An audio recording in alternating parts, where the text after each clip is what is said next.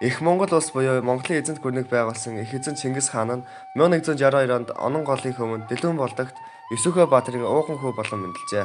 Чингис хааны хатан их үйл үнэ нь Хонгороод аймгаас гаралтай. Хонгороод аймаг нь язгуурын Монгол аймагуудын нэг ба одоогийн Дорнод аймгийн Буур нуурын сав газраар нөхөлдөг байсан байна.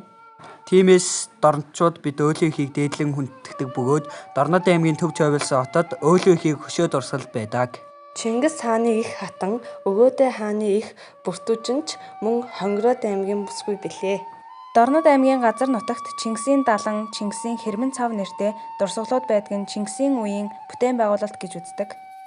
Энэхүү далан нь 731.8 м урт бөгөөд Хинтийн улсын сайхан хулжийн хөндийн орчмоос эхэлж Дорнод аймгийн Баян-Дун, Цагаан Овоос, Сэргэлэн, Гурван Заавал сүмдийн нутгаар дайран бүгд найрамдах Хятад ард улсын газар нутагт ортол үргэлжилдэг. Далангийн зөв талыг даган харуул цэрэг суудаг байсан бололтой жижиг шорон хэрэм 49 ширхэг байдаг ба түүний 34 нь Монгол улсын газар нутагт байдаг. Эдгээр нь ямагт дундны усны найдвартай их үсрэн дэргэд байна. Монголчууд Чингисийн далангийн тухай Чингис хаан нэгэн удаа их цэргээ хөдөлгөн алс холыг зорих болоход түүний бэр нь хамт явхаар болжээ. Тухайн үеийн уламжлал ёсоор бэр нь хадам эцэгтэй ил харагдах ёсгүй аж.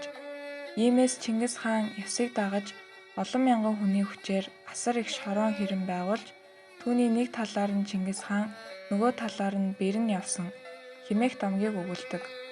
Байрлал бүтцээс нь харахад хилийн хамгаалалтын зориулалттай байсан бололтой.